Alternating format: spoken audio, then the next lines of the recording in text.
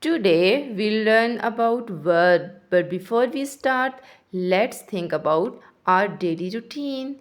We perform different activities in our daily life.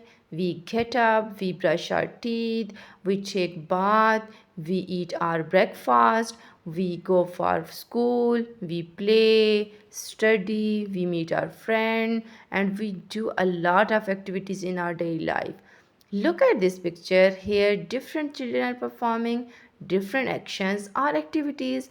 First boy is sleeping, next one is reading a book, next girl is watching TV, next girl is drinking water, next one is reading book, and the mother and her child is cooking food. Now you tell me which activity is your favorite one. Write it in the comment section. Now back to our topic. What is verb? A verb is a word that tells us about an action. So we can say that verb is an action word and it tells us about what someone or something does. Now we'll discuss it with different examples. Look at this picture. Ahmed is doing his homework. Now find out that the which word is verb. So here we have doing. Doing is a verb because it is showing the action of Ahmed. Next we have Zara is taking slides.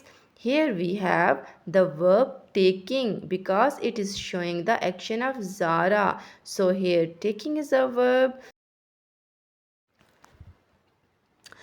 Next we have Tina is eating popcorn. Here verb is eating because it is showing the action of Tina. In next example we have they are cooking food.